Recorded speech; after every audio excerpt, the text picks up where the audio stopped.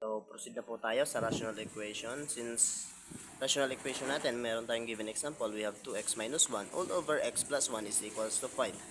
So, sa rational equation, hinahanap po natin yung value po ng x. So, paano po natin gagawin? So, the first thing that we are going to do, gagawin po natin siyang whole number po yung 5 natin. Gawin po nating fraction para hindi po tayo malito, ano? So, equals natin na dito. We have 2x. Ay, dito na lang po natin sa baba para mas maganda.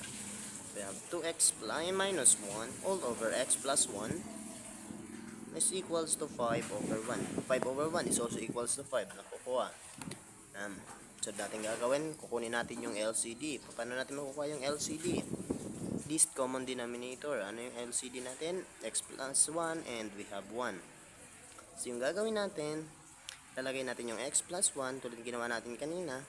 And yung 1, i-multiply po natin dito sa 2x minus 1 all over x plus 1. Then, we have equal 4. Then, 5 over 1. Siyempre po, meron po tayong kinuha sa kabila. Lalagay din po natin sa kabila dahil sila ay equal po. Naka-equal sign po sila.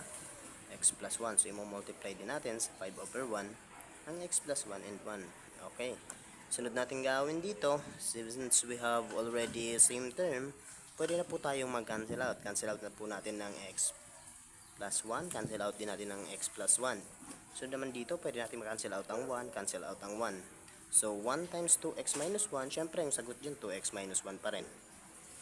Is equals to 5 times x, we have 5x. Ito yan. 5 times positive 1, we have positive 5.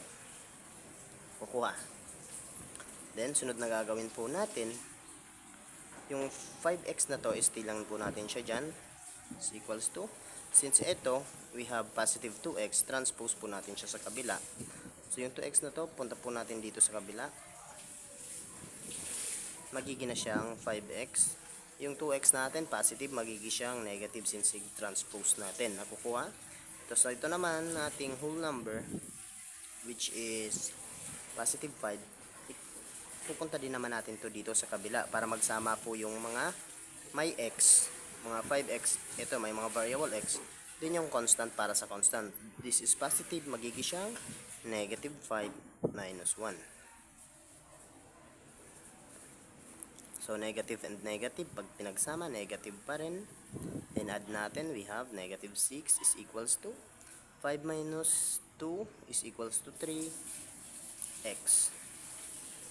Then, divide natin both side by 3 para makuha yung value ng x. Cancel out na tong 3. Cancel out na tong 3. Negative 6 divided by 3. That is equals to x is equals to negative 2. Siyempre, negative 2. Negative 6 divided by 3. Siyempre, negative 2. Ito yung ating tamang sagot.